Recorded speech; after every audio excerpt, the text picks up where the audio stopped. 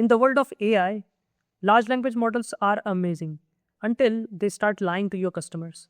In today's video, I'm going to demonstrate a textbook example of applied natural language processing system when language models generate statistically probable sequences that sound correct but are factually wrong. They are said to be hallucinating. Hallucination is the biggest liability in enterprise AI. That is why I built FAQ Sense. FAQ Sense is an AI powered high performance multi tenant chatbot engine designed to provide instant, reliable customer support. It allows multiple organizations to upload their proprietary FAQ data and instantly deploy customized, context aware chatbots that guarantee to remain faithful to the source material in a low code, no code environment. In simple terms, I have built a low code, no code platform to instantly develop and deploy FAQ chatbots. Instead of the traditional RAG, the retriever augmented generator, we have engineered a RAM, retrieval augmented matcher architecture. So we won't really be generating answers, we will be finding them with 100% deterministic accuracy. Let's start with the platform.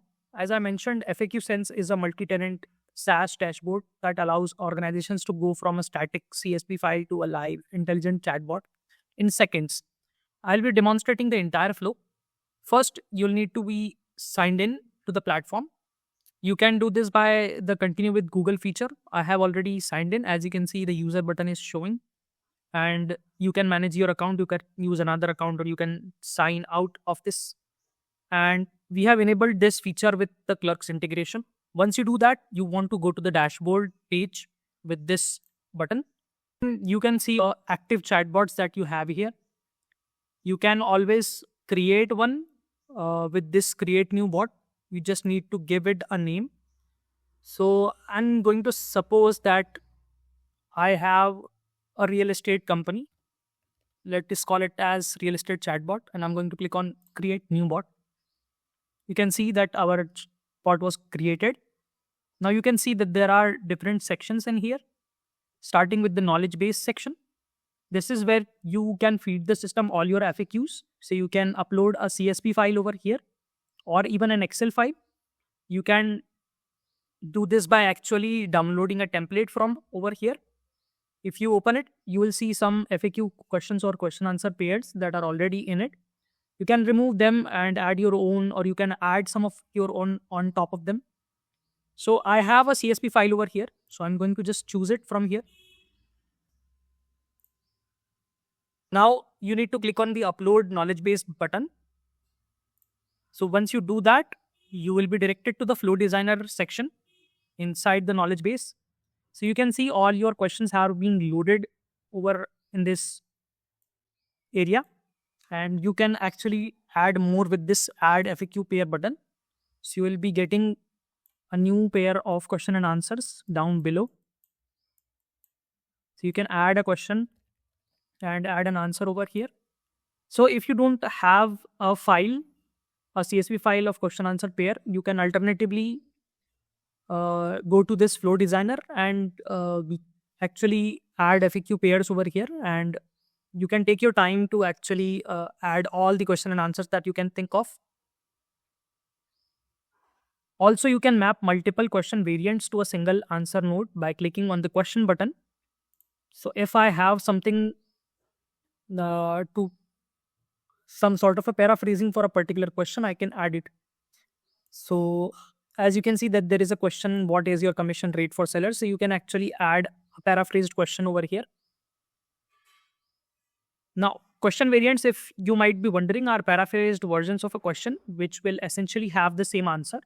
So you need to add the question to the answer. So there can be multiple questions, but there is going to be the same answer. Also, I have actually hard coded it is this way that there cannot be multiple answers to a particular question.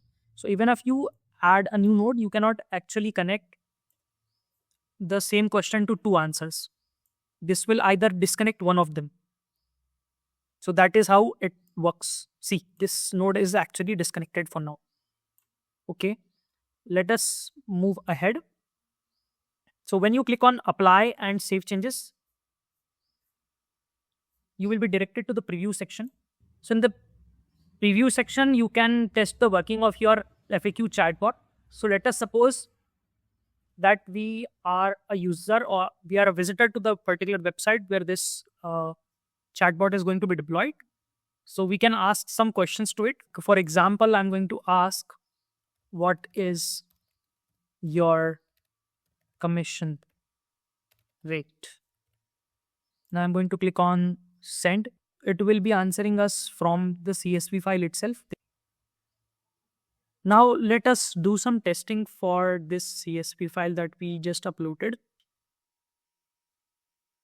So first up is going to be the test where the user gives us the perfect query. So I'm going to just type in or one of the questions that were actually there in the CSV as they were in the CSV.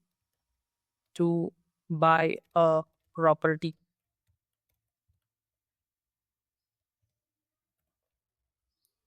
Let me just click on send. And this will give us the answer. So this is the exact match mode and there is no latency for this one and there is 100% precision. This is actually perfect for power users who exactly know what they want. Then there comes test number 2, the clumsy user. So let me just type a prompt with a lot of spelling mistakes. Viewing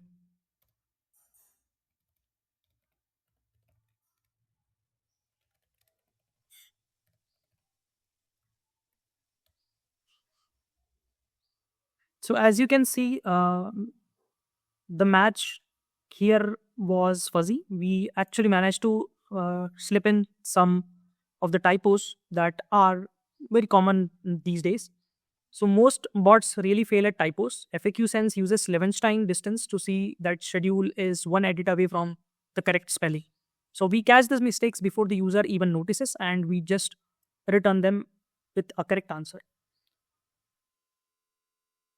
Then there is the third test case when we are dealing with a thesaurus user. So he's going to be paraphrasing a lot.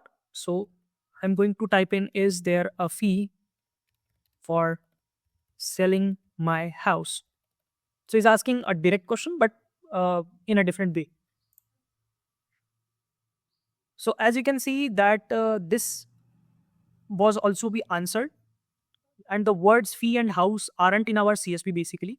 The BGE small model understands that selling my house maps to sellers and fee maps to commission. This is the power of applied NLP. Test number 4, the high stakes guard or the keyword guardrail that we have implemented.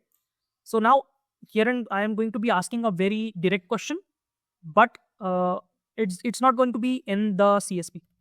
So tell me about the money. Now here this question is a bit tricky to answer because money is related to everything in our case. So I'm going to just click on send and let's see what it does. So yeah, it is giving us the answer that I did not understand that. Please try to rephrase your question or register your query with us.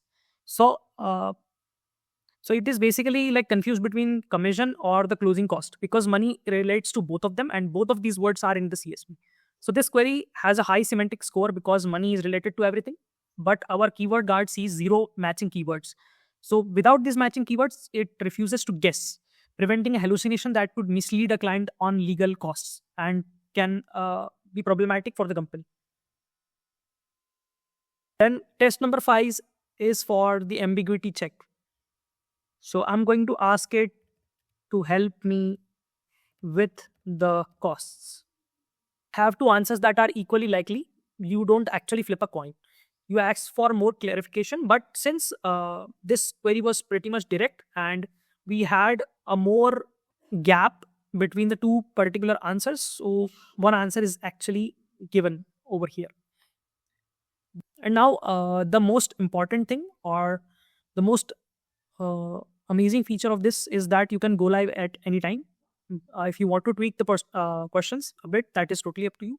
But when you click on this go live button, you instantly get this script over here and you can just copy the script and paste it in your website or a particular web page, and you can get this instantly live.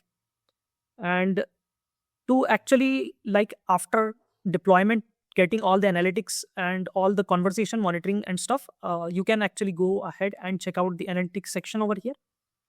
It is going to have the resolution rate, the click-through rates, which is currently 0 because we only tested it in the preview section when we haven't actually deployed it anywhere. So you can actually see how many FAQs were actually asked. So even though the questions were different or paraphrased, it is going to map those paraphrased versions to the particular questions in your CSP. And you can see these questions over here. And you can also see the engagement health. I mean, how many answers were actually, how many questions were actually answered or responded to. Now, coming to the all conversation section, you can see that there is one conversation over here and it is all listed over here. And then there is the inquiry section. So if the user actually asks a question that our bot cannot answer, we give it the situation to actually register the queries. So whatever the queries were registered are going to be seen in the inquiries section. User get full visibility into what the visitors are asking, which FAQs are hitting from the analytics and all conversation section, and a dedicated section for inquiries, which the chatbot couldn't handle automatically because of the non-availability of context. That is a unique query, or because it was probably confused. This itself is the lead capture system for some businesses, because if there is an inquiry, they need to connect it with their sales team or something like that. Then there is also this settings section that is used to actually delete the chatbot. You just need to add the name over here, type it, and then you can permanently delete the chatbot. And it also gives you a warning that this delete will be permanent, and it will be removing all the data, including the knowledge base and the training data and all of that. So that is there.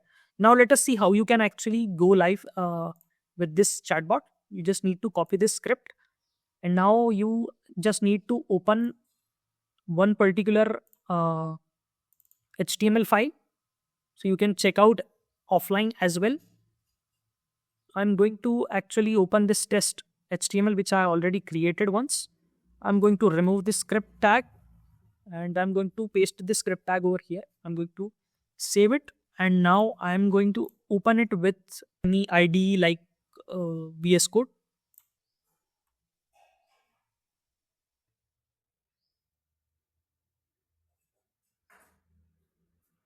So as you can see, there is one toggle button, and here the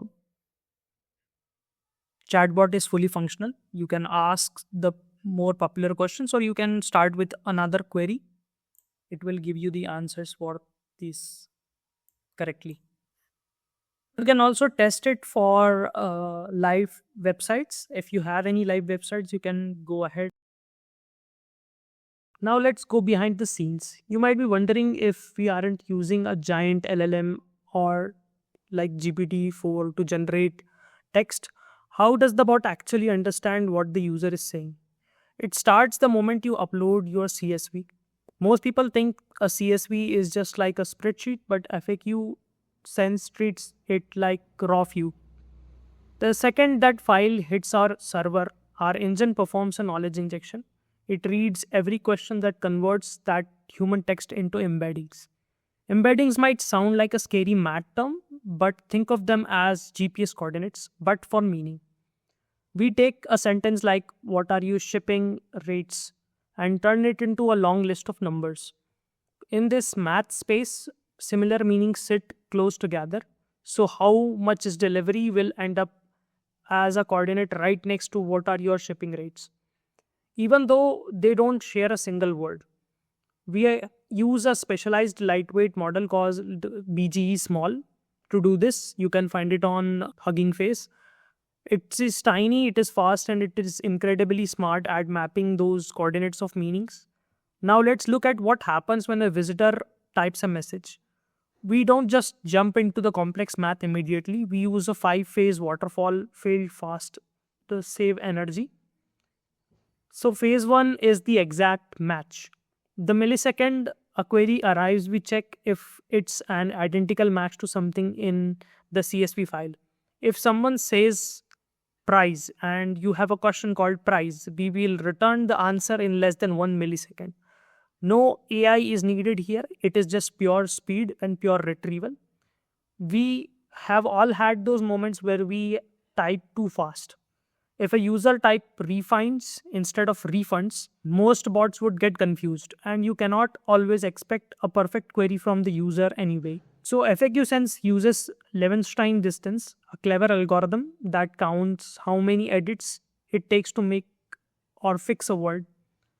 We catch the typo and match it anyway. If the first two phases fail, we turn to the user's query into an embedding, those math coordinates we just talked about. We then compare these coordinates against every FAQ coordinate in the CSV file. This is how we understand the intent. Even if the user uses slang or weird phrasing, the math tells us exactly where they are looking for. In a normal RAG system, an AI might guess an answer if it's even slightly unsure about it. FAQ Sense has faithfulness guards in phase 4 and phase 5. Before we show an answer, we perform a keyword overlap check. We literally count the important words. If the math says it's a match, but the physical words don't agree, the guard stops the process. We also have an ambiguity guard. So when a bot finds two different answers that are very close in score, but it doesn't flip a coin, it realizes that it is confused and either asks for clarification from the user or captures the query as an inquiry for you to review later. This is why we can guarantee 100% deterministic accuracy. Finally, let's talk about performance. For college students or developers building their first SaaS product, you know that the server costs can kill a project idea and hence the project itself. Traditional AI bots are heavy, they need giant GPUs and take 10 or 20 seconds to wake up from sleep. FAQ Sense is ultra light. We use the ONNX runtime and fast embed. So we have optimized the code so it wakes in less than 100 milliseconds. We also use reactive in-memory caching. So instead of reading the CSV file over and over again, we keep the data in RAM itself. But we are also smart about keeping the data in RAM. So the system monitors the file. The second you change a single comma in the spreadsheet, the bot detects it and refreshes itself automatically without any downtime. It's a production grade clean wall architecture that ensures that your bot is always fast, always isolated, and always right. We were initially using the all-mini LM-L6 V2 model from Sentence Transformers, but then we transitioned to using BG small from Fast Embed. So we basically switched from PyTorch heavy inference to ONNX runtime, reducing the startup time from 8 seconds to 100 milliseconds. But for this transition to go on smoothly, we had to do some metric tuning for the current model. So let us understand these metrics. So the first one is the semantic match threshold. This is our entry gate. If a query doesn't score at least a 0.50 in vector similarity, the system immediately flags it as I don't know. The next one is the confidence level. So this is our automatic pass zone. If a match score above 0.75, the system is highly confident about the answer. So we bypass certain safety checks because the semantic direction is so strong. Then there is the keyword guard or the hybrid check for cross-referencing the math versus the real keywords. If a score is between 0.50 and 0.75, the system says, I think I know, but let me check for the keywords. So it goes there. If it finds common words like refund or payment, it allows the match. So it prevents semantic drifting where two things sound similar in math but have different real-world meanings. Then there is the ambiguity gap. If the top two answers are within 0.03 of each other, the bot pauses. It's too close to actually call. However, if both of those close results point to the same answer because of our variant logic, the bot proceeds anyway. This is how we handle multiple ways of asking the same things without triggering the I am confused error. Then there is the near perfect match. This actually represents the absolute trust. So when we hit 0.92 metric, we are effectively saying the user and the FAQ are identical in meaning. So no further checks are actually needed. In the next video, we will be enhancing the current functionality of the system. Currently, when the system comes around a query where it is not confident, that is when the score gap is too low between two matching FAQs, it basically does nothing. It gives the user the message to refine the query or register his or her query. But I actually want to implement the functionality to suggest the matching questions to the user query, so that if the user actually mean either of those questions, he don't have to rewrite his her query or register it. So even if the bot misses the intent, the user can actually go ahead with it. I'm also going to improve the performance for the question variants. I've read somewhere there are some methods that increase it to a 4 or 11% more accuracy. So I'll be experimenting with these things as well. On the front end part, I'll be adding an FAQ chatbot to the FAQ Sense page, landing page itself, because, well, why not? I also want to enable the user to add customizations to his or her chatbot, like a change in the color or auto adjusting colors according to the website theme, and adding a custom icon to the chatbot to add to the aesthetics of it. And as you have seen in the preview section, that we get the preview of how the chatbot will work, which the user can use for testing purpose and checking out the entire flow once. I would also like to take the input for the user's website URL, so that he or she can visually simulate the actual chatbot running on his or her website. Most entry level NLP projects just use bag of words. Our system is advanced because it is hybrid. We are actually using both lexical search and semantic search. Lexical search is good for precision because we are using both keyword search and we are using fuzzy matching. Semantic search is good for understanding the synonyms and minor paraphrasing. Combining these two to prevent hallucinations is exactly how production grade systems like Elasticsearch and Google Search actually work. If you want to check out the project, the link is in the description below. Just a word of caution here: as the render server detects inactivity, it goes to sleep instantly to save uptime and resources. So please first use the renders link to wake it up, and then you can go ahead with the link and test out the flow. Please keep in mind that this is rather new and not matured, and I'm still experimenting with some of the things that might be changes in the near future. So you can definitely test out for some of your use cases. And if you want to check out the code, the link to the GitHub repository is in the description below. You can fork the repo and set it up on your own system and try it out. I would really appreciate if anyone wants to contribute to my project. I welcome all the contributions. And if you can think of any improvements, please put them in the comments below. I will directly check them out, and in the next video we will be back with them. I'll see you in the next one.